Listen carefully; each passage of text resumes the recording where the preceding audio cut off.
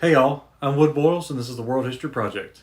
Today we're extending our discussion of collapse beyond empires to include complex societies in general. The question today is, why do complex societies collapse? We've been talking about the fall of big empires like the Romans and the Han, but throughout history, collapse of societies is actually pretty common. A leading scholar on why societies collapse is Jared Diamond. He's actually not a historian, but a geographer and biologist. He does use historical evidence to answer modern day questions, and he has some pretty good theories or answers to questions like, why do societies collapse? He says that sometimes the networks that link societies to each other break down, and that causes the collapse. Or one might run out of resources, and that caused the next society to fall, kind of like dominoes. Diamond points to the Mayan cities collapsing one after the other because they were connected through trade and the exchange of resources.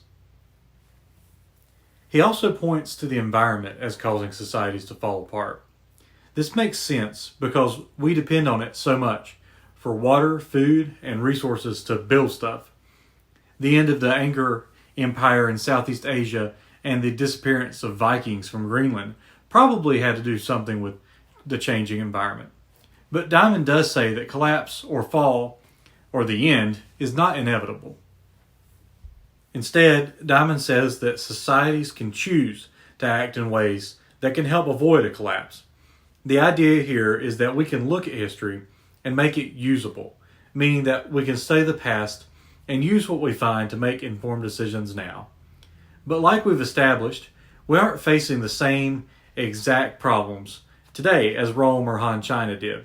But if we can find the similarities and differences, we can use that information for more positive outcomes. You've probably heard that history repeats itself, and there is some truth to that. But I like to think of history as a spiral staircase. We're never in the exact same point in time as the people before us, but we might be facing similar challenges as they did. How we respond to those challenges is what makes history usable. And this is actually our word of the day, usable past. It simply means that we can study history so we can make the best decisions possible in the present.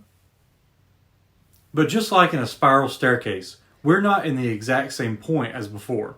So just because something worked one way in the past doesn't mean it will happen the exact same way today. I want you to watch Collapse on Khan Academy. Think about what Jared Diamond is saying as if you were interviewing an expert, because he is an expert. Do you agree with everything he's saying? Notice how he's backing up each of his points with evidence from the past. That's what good historians should do. But I thought I said that he wasn't a historian. Oh well.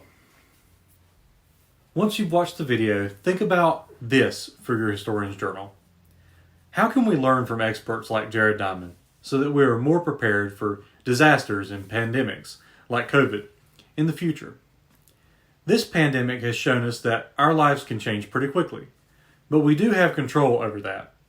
Maybe we should buy more food from local farmers. Maybe we are able to travel too quickly or too easily. Perhaps we shouldn't rely on one source in a supply chain. I don't have the answers to any of these questions, but what do you think? How can we be better prepared? See you later.